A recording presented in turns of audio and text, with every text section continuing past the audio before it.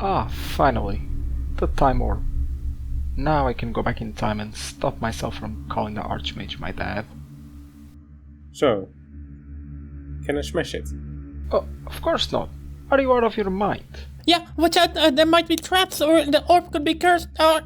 What are you doing? Ah, it's all fine, see? You guys stress too much. Oh. Oh no. And suddenly, you find yourself surrounded by skeletons.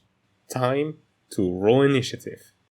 Why do you always get us in trouble? Can't you just for once stop and do as we say? Well, what fun would it be if we didn't have a little trouble from time to time, right? Actually, I don't even mind. It's about time I smashed some skulls. See? He knows how to have fun. Oh, shut up. Hey guys, what's done is done. Now focus on the goal and let the dice roll. 19. 15. 14? 7.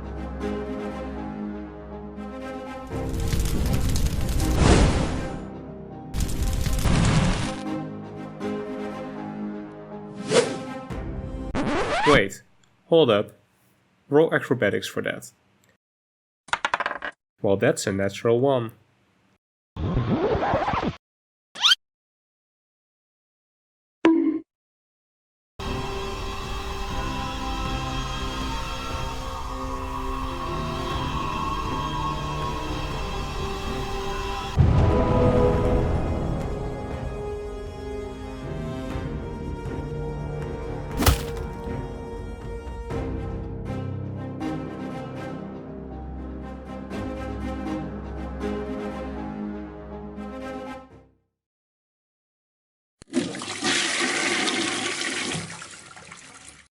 Sorry for the wait.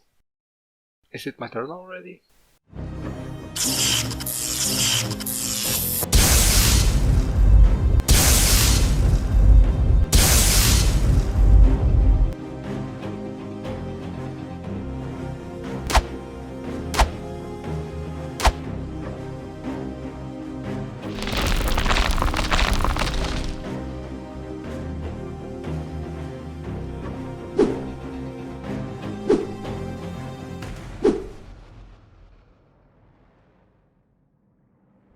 All according to plan.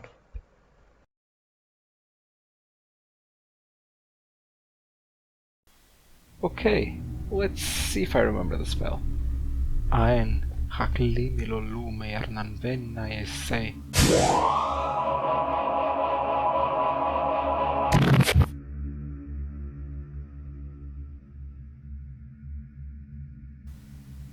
Wait, what? We're here again? Great job, Mr. Wizard. Well, can I smash it this time?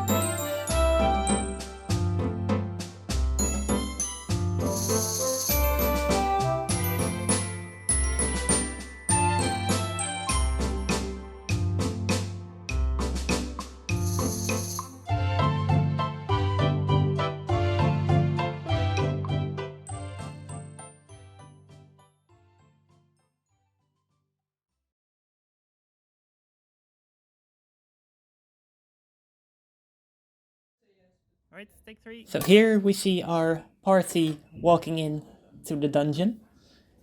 And if we look behind the scenes, we can see this is one of the many motion captured scenes.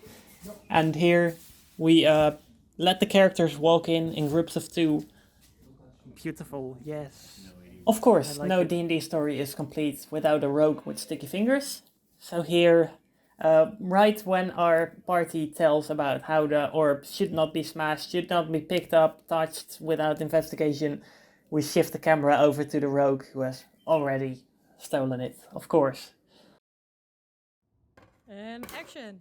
We put the orb as a little football with trackers on it on a pedestal so that the rogue could actually pick it up from a reasonable height. We did not actually use the props that we recorded in the end because it was easier to actually use the real prop than to figure out the dimension differences and everything required to use the original prop.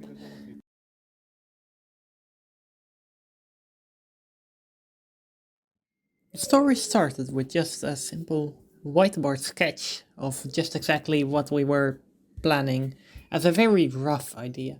And we would decided, well, we want to tell a story about the game Dungeons and Dragons, and we want to keep it kind of funny. So we decided, well, let's start with something where you see a very fantasy world, and then as you're playing, we suddenly reveal that we're actually playing D&D and that there are actual players. Of course, just a whiteboard sketch isn't quite detailed enough, so afterwards we created this PowerPoint which consists of a lot of drawings we made in GIMP or Photoshop, and together we created this full storyboard, color-coded for each character, which gave us a good future reference. Now, it turned out in the end that we had planned too much, and because one team member was dropping out, we had to scrap one turn of combat. But by reordering the turn order, we could still tell a nice story.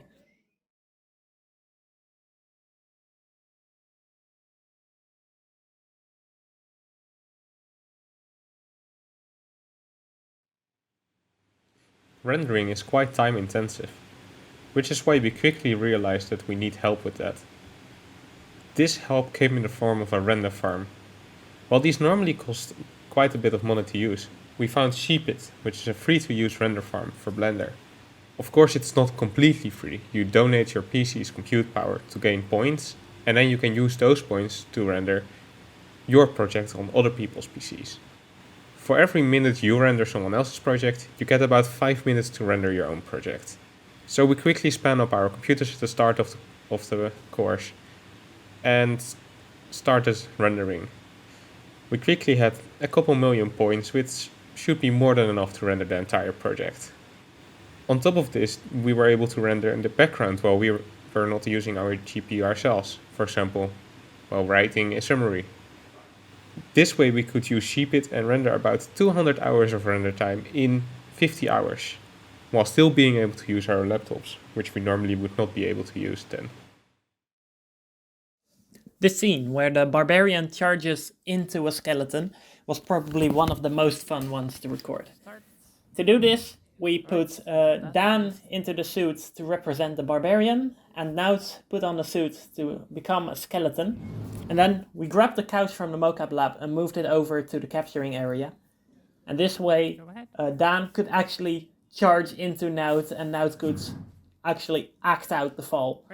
And then with some effects in the actual animation, we can make this smash look even more powerful. What happens if you break the sofa?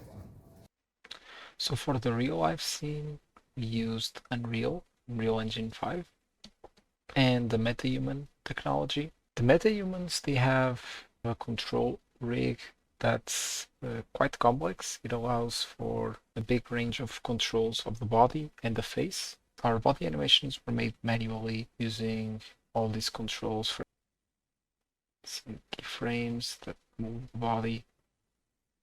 And also there are the face controls that allow for complex visual animation. For the lip sync we use Unreal's Facial Pose library, and this library has mouth shapes for the sounds. And we looked at our voice lines and saw how we say the word, and we tried to simulate them using these shapes and keyframing this shape, blending between them to create the word. Why do you always get us in trouble? Can you just for once stop and do as we say? Well, what fun would it be if we didn't have a little trouble from time to time, right?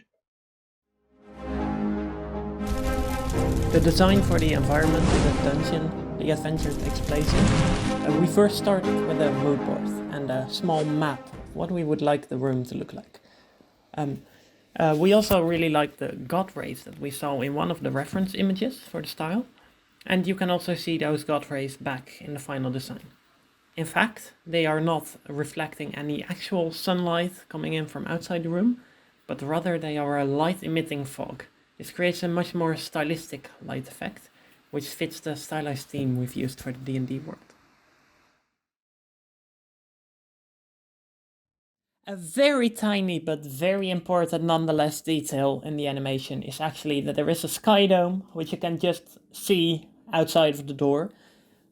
We made this using the Gaia software, which creates quite nice environmental maps, which we then imported into the Terragen software.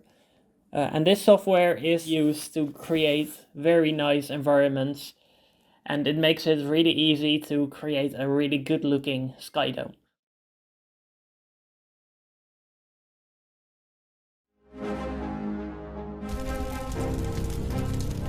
For the fireball effect, I wanted to try different styles and see what would fit our movie best. I started out with a more stylized fireball. It's simple and fast to make, so a good start. However, it's too cartoony, and although it could be nice for something else, I wanted to try a better approach.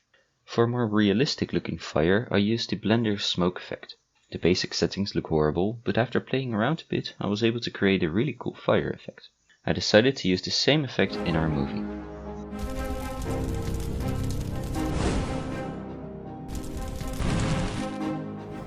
Heating effect is created using a particle system, where each flower is a particle. They get distributed over the entire body, slowly popping into existence, and then at the end fall down. The entanglement effect was created using geometry nodes. They are Bezier curves that are fitted around the body of the skeleton. Throughout time, this mesh is extruded, such that it looks like it grows. Ooh la la, that's an orb. What a special orb.